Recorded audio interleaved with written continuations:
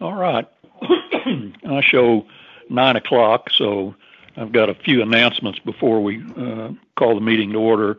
And as if this teleconference is discontinued at any time during the meeting will be stopped and reconvened once the audio connection is restored. And if it can't be restored, we'll try again at 1 o'clock this afternoon. And I'd ask that all participants except the trustees keep their phones on mute until they're recognized to speak. Trustees will be allowed to ask any questions, comments at any time during the meeting. So I will call the April teleconference meeting of Central Oklahoma Transportation Authority to order. We need to take a roll call vote, but I would also say that any items that require action on our agenda has to be recorded by voice vote, and I will ask each member to respond with a yes or no in the order that we sit on the horseshoe, starting with James. So we'll take a roll call meeting. James? Present. Cooper? Yes, here. Present. Okay. Oh, thank you. Okay. David?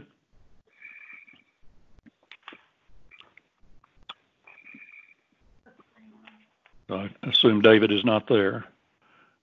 Barney? Present.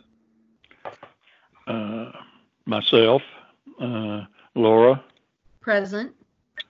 Brent? Present. Steve? Okay,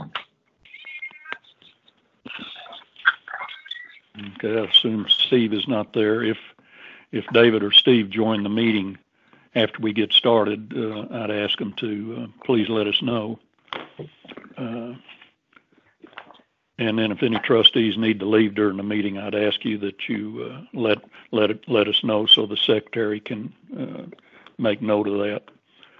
All right. First item on it is our approval of minutes of our March 6th meeting. Any of the trustees have any corrections or additions? If not, James? I'll move approval. Second. Oh, okay. Thank you. Okay. Second. I'll second. Okay. And then a voice vote, James? Yes. Barney? Yes. Chairman, yes. Laura? Yes. Brent? Yes. And I guess Steve is not there yet either. So, all right, our consent docket. There are 5 items on the consent docket. Are there any questions by any of the trustees that they'd like Jason to answer on the consent docket? If not, I would have a motion to approve the consent docket. So moved. Second. I'll second. Okay. All in favor, James? Yes. Barney? Yes. Chairman, yes. Laura? Yes. Brent? Yes. All right, thank you. Now, our items for individual consideration. Item A is quite lengthy. I'm going to paraphrase it a little bit, please, that the resolution ratifying the actions of the administrator in declaring an emergency and implementing an emergency purchasing policy in procurement of supplies, services, materials, or equipment in response to the COVID-19, and also the administrator to adjust service levels, schedule fares, and redirect human resources as necessary to respond to the COVID-19. So, Jason, if you'd like to make any comments on item A. Yes. Thank you, Mr. Chairman. So a couple of comments here. As you mentioned, basically this item declares a state of emergency for the transit system. 2 main things. One, as you mentioned, has to do with establishing an emergency procurement policy. And, the highlights of that, and it will be available online once we publish the meeting, is basically that we'll use informal bidding instead of competitive bidding if we get in a situation where we have to make an emergency procurement. Also acknowledging that we are going to be using open market purchasing, again, only if necessary. And and then using any of the emergency purchasing policies that are applicable to the city and its trust, particularly if our current contracted vendors, for some reason, cannot, deliver services that we have them contracted to provide or deliver. So, really, just all in the interest of keeping the system running and making sure that we have the supplies and services that we need. And then, really, I think the bigger piece of that is allowing the administrator to adjust service levels, fares, and redirect human resources as necessary. And again, it's really the idea is to build in the continuity and resiliency of the system, despite the current operating conditions that we're in. And as the trustees know, and as we've put information out publicly, we are leveraging this state of emergency to make some adjustments to our service levels. And these service level adjustments are made primarily in the interest of protecting the public health and protecting our employees. And the way we're going to go about doing that is starting Sunday, we're going to adjust to a 12-hour service span here in Oklahoma City. So we'll be operating 6:30 a.m. to 6:30 p.m. 7 days a week. The majority of our routes are going to move from 30-minute frequency to 1-hour frequency, with the exception of the following. We will have routes 23, 2, 5, and 38 all maintain their existing frequency. We'll have routes 12, 13, and 14 on 45-minute frequency. And so what that allows us to do is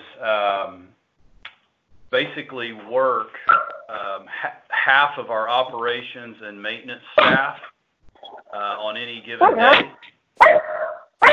thereby allowing the other half of our staff to be able to follow the mayor's proclamation and the governor's executive order to shelter in place. So again, the changes are being made with the interest of offering as much protection to employees and the public as we can.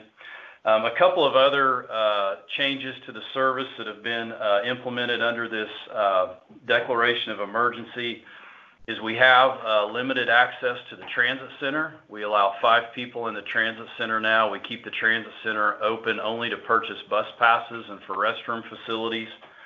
And then also, as you're aware, we have implemented required spacing on the buses to keep with the social distancing requirements.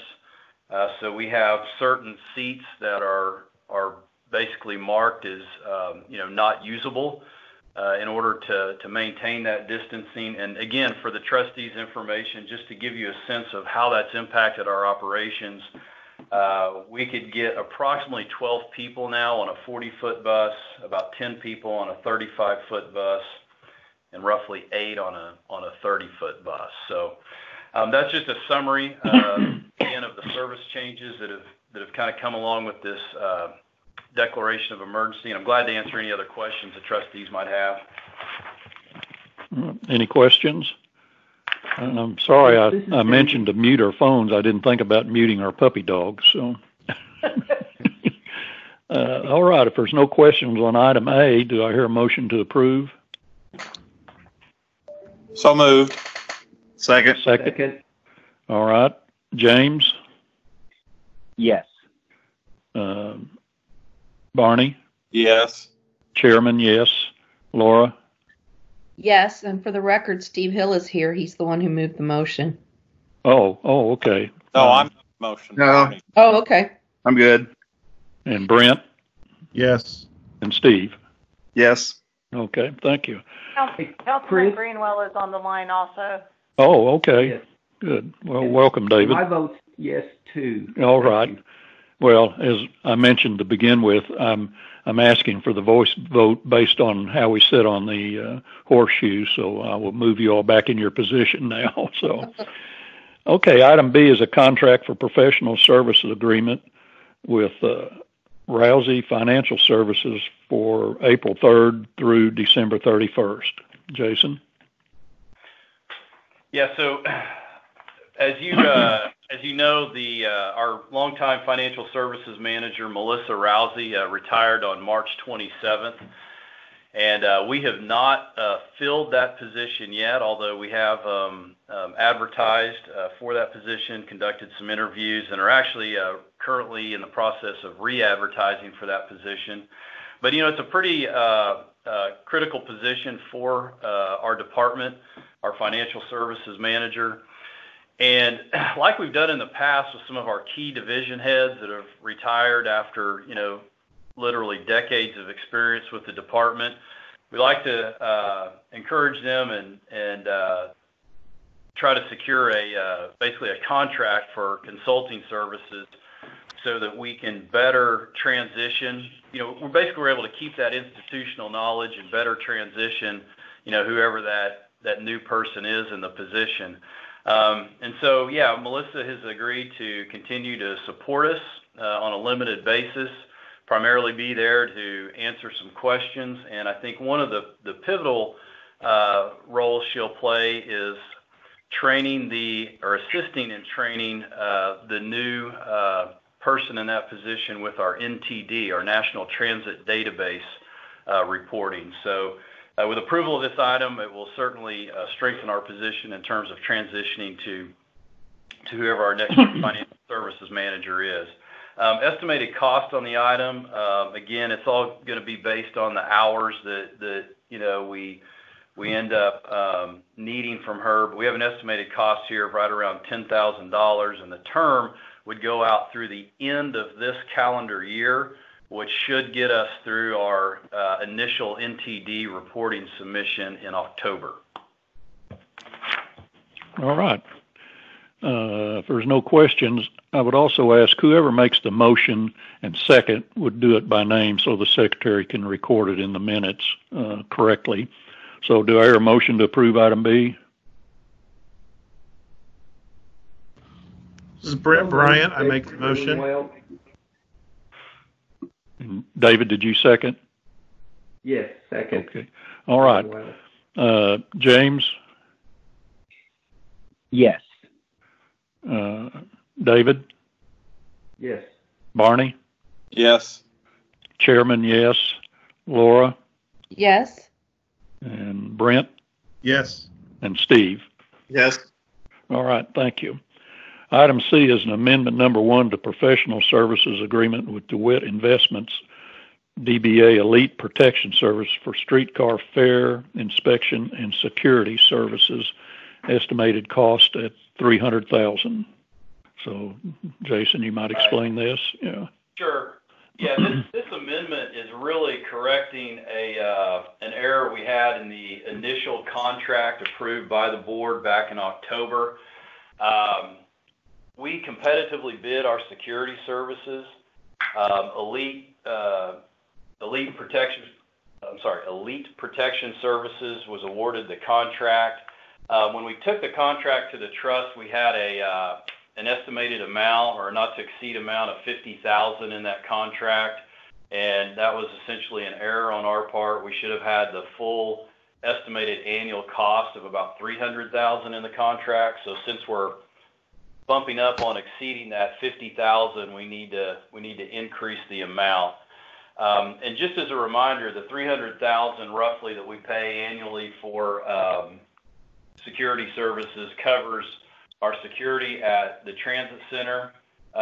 When we use contracted security, it covers the fare inspection officers on the streetcar, and then it also covers some security at the streetcar storage and maintenance facility. So this agreement or this contract is essentially for all of our security services for all modes, with the exception of the supplemental security that's provided by off-duty Oklahoma City police officers.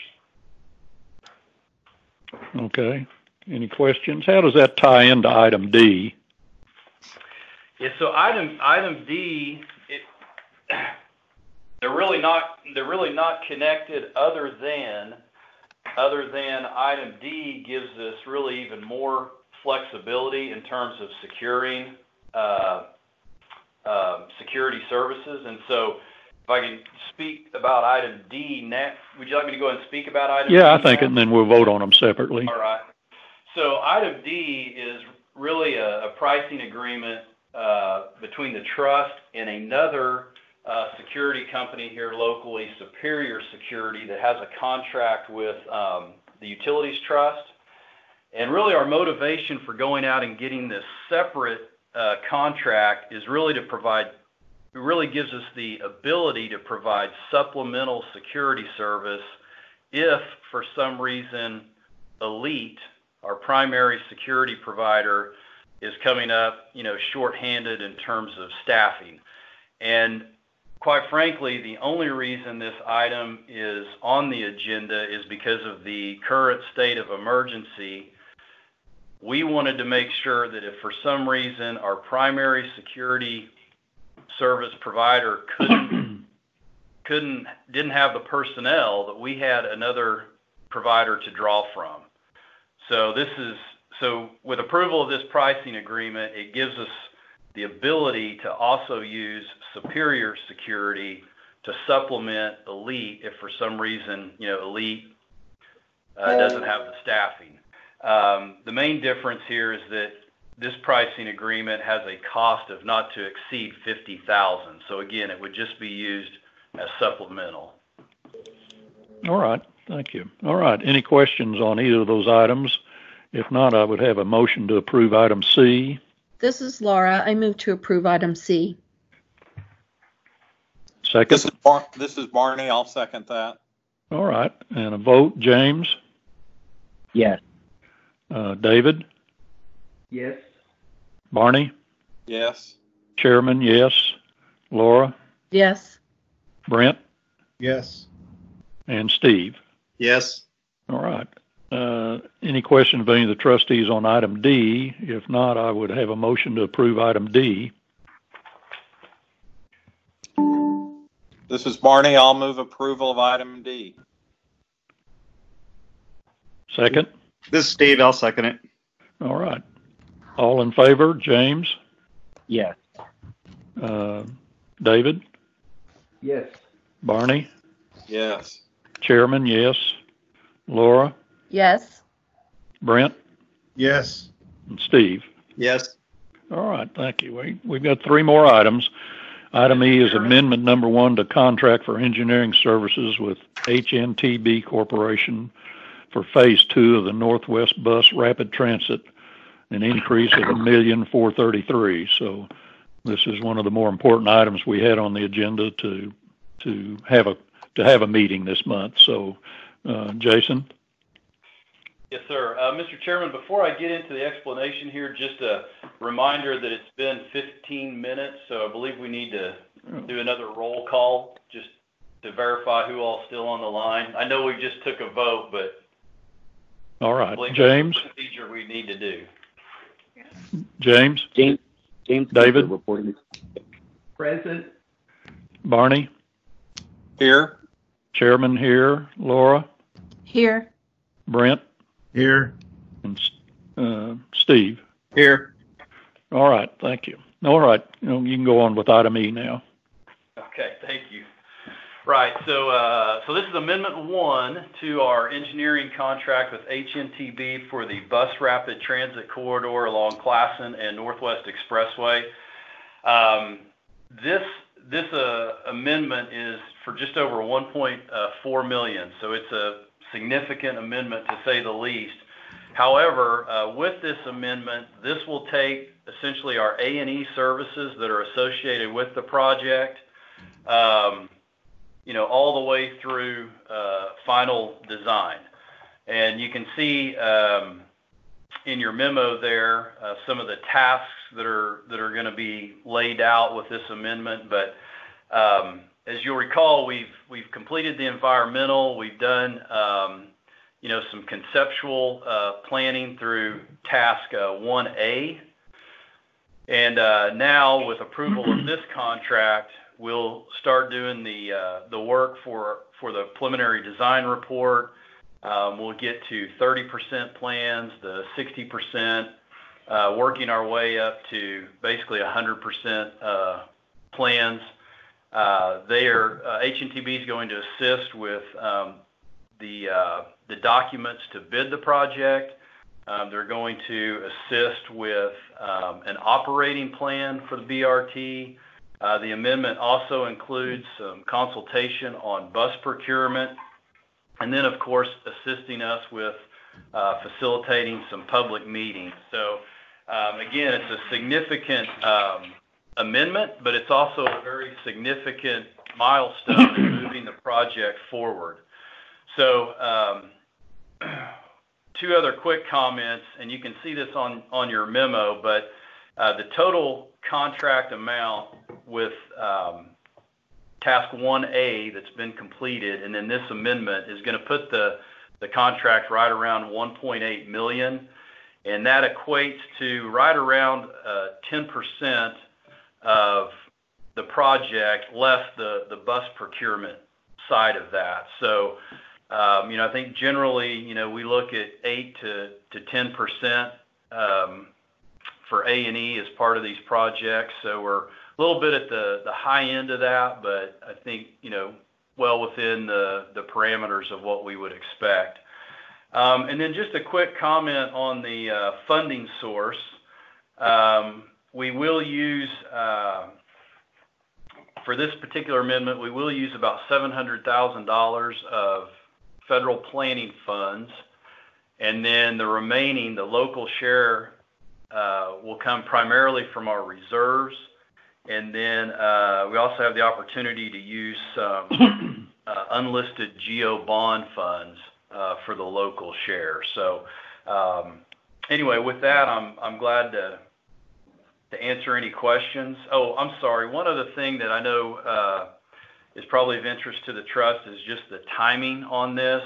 Basically, with the approval of this amendment and then giving HNTB notice to proceed, they will work on the tasks that I described all the way really through just about the end of 2021 is when we'll get to final design, at least that last quarter there of 2021. And then we'll begin construction, possibly based on the timeline we have now, right around the end of 2021, first of 2022. All right. And I wasn't looking at my pack. What was our projected overall cost for the project? The overall project is $28 million. I think it's $28.8 million, somewhere in there. And that's the construction and the bus procurement. And what was the federal share of that? The federal share was, I believe, it's basically right around half. I think it might have been 48% of the overall project. Okay. Any other questions by any of the trustees? Then I'd have a motion to approve item E. This is Councilperson Cooper. Move approval. Second? Greenwell, second. All right. All in favor? James? Yes. David? Yes. Barney? Yes. Chairman, yes. Laura? Yes. Brent? Yes. And Steve? Yes. Thank you. All right. Item F is a change order number 3 to the Convention Center parking garage, an estimated increase of a little over $31,000. Jason? This change order here really is comprised of three pieces. The first item we had to address through this change order was adding CMU walls for the elevator machine room. So those are basically like cinder block style walls for that room. That was an add of just over $14,000. We also had to change the location of the fire department connection to the facility along with the fire hydrant, install a new water meter. That piece of the change group is just over $16,000, and then there was just under $900 allocated to reworking some of the counter space in the offices that we're constructing in the garage. So overall, as you mentioned, the total change order is $31,696.95. It is our third change order on the project, but if you add all the change orders to date, we're just under $350,000 over the contract. So it's an overall increase so far with the three change orders of 1.4%, which at least at this point is definitely manageable. I mean, I think that's usually that's a pretty good number in my mind for three change orders. So hopefully we'll be able to continue that on throughout the project. And I am pleased to report, and I know that I've provided the trustees with this information prior, but we're continuing to work on the garage and haven't really had any delays to this point due to the state of emergency that we're in. All right, thank you. Any questions? If not, I'd have a motion to approve item F. This is Barney. I move approval of item F. This is Second. Brent. This is Brent. I second. All right, and all in favor, James, Yes. David, Yes. Barney, Yes. Chairman, yes, Laura, Yes. Brent, Yes. and Steve. Yes. All right, thank you. Our last item on the individual consideration is authorizing administrator to negotiate and purchase a parcel of land, and you might explain what that is, just so we know. Right. Thank you, Mr. Chairman. And I'll try to explain without getting into too many details that might compromise our ability to negotiate. But really, this item we're bringing to the board in anticipation of our MAPS 4 program of projects. As you might recall, as part of the $87 million allocated to transit, a small portion of that was allocated to being able to acquire property to expand our facility. And so really what we're asking the trust to do is authorize the administrator to be able to identify and negotiate for a piece of property in anticipation of, eventually MAPS 4 being able to, support part or all of that purchase. So, again, without getting into too many details about the property itself, what I did want to mention is, having talked with the chairman of the Transportation Committee, Trustee Sipner, depending on how this progresses, we would plan to, further vet what our plans are for expansion in probably a upcoming joint Transportation and Finance Committee meeting. And then the other item I wanted to mention is that in no way, shape, or form does approval of this item allow, the administrator or designee to actually purchase property. It's really just the ability to bring a purchase agreement to the trust to consider, and that purchase agreement, would have, all the details in it that would inform the trustees so they can make a decision. So I'm happy to answer any questions on that. Well, no, I mean, with that not being able to get any details, then I would have a motion to approve item G for you to negotiate. So I would move the item. This is Laura. Okay, and second? This is Steve. I'll second. Greenwell, second. All right, all in favor, James, Yes. David, Yes. Barney, Yes. Chairman, yes, Laura, Yes. Brent, Yes. and Steve. Yes. All right, thank you. A couple more items is ratification of our claims and payroll for the period of March 3rd through March 31st. Unless any of the trustees have any questions, then I would have a motion to ratify. This is Laura. I move approval. Second? This is Barney. I second. All right, all in favor, James, Yes. David, Yes. Barney, Yes. Chairman, yes. Laura, Yes. Brent, Yes. and Steve. Yes. All right, thank you. All right, our financial reports, and Jason was going to make this pretty brief, and because it's hard to have everybody looking at financial statements and looking, but if you just give us a few comments, Jason. Just a couple of comments, and then, Mr. Chairman, after I conclude my comments, it will be time for another roll call. All right. Another 15 minutes has went by. So just two quick comments, and I've shared this with the trustees before, but it's a significant source of revenue, so I just want to remind the group again that looking at our transit operations in particular, our federal grant revenue shows to be, through February, about $2.5 million less than what we had projected. And we did receive over $3 million worth of reimbursements in March. In fact, most of that came in just right after the start of the month. Otherwise, it would have been reflected in this February financial.